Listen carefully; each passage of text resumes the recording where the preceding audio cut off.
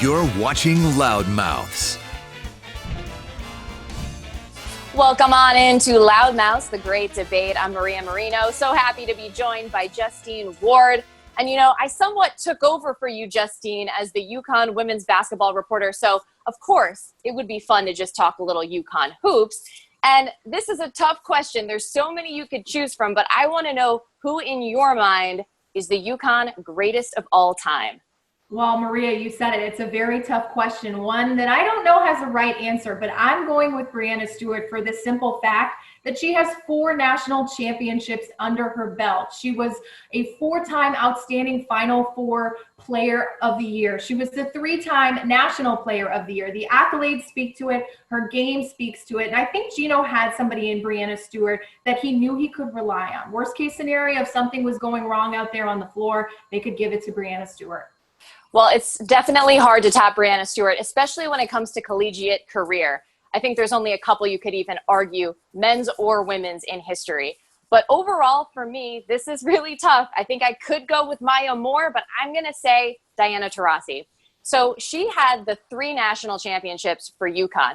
I believe she could have had that 4th as a freshman, if not for some key injuries on that team. But then when you start to look at her pro career and how she's developed. Now, I know she's a lot older than Breanna Stewart, and she's already a WNBA champion herself.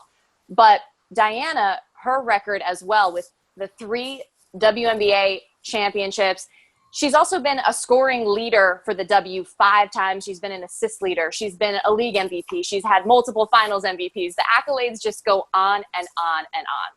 Oh, I hear you.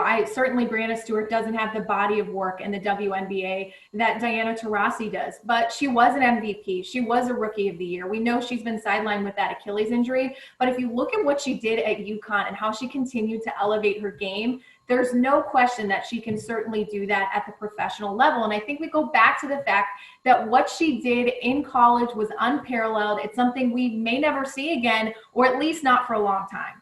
Breanna Stewart was certainly on a trajectory in the W where she could potentially eclipse Diana someday. That injury is a big question mark. But one final point with Diana, her clutch play is completely unparalleled. She's 14-1 in winner-take-all games. Games on the line, back against the wall. You want the clutch shooting of that cold-blooded killer, DT, on your squad. Yeah, she's got swag, certainly. What do they call it? White Mamba, I think, and confidence, swag. She embodies all of it. This is why this is such a difficult question, Maria. It absolutely is. Again, you can make an argument for so many. But Justine Ward, thanks so much for joining me on this Loudmouths Great Debate. We'll see you next time.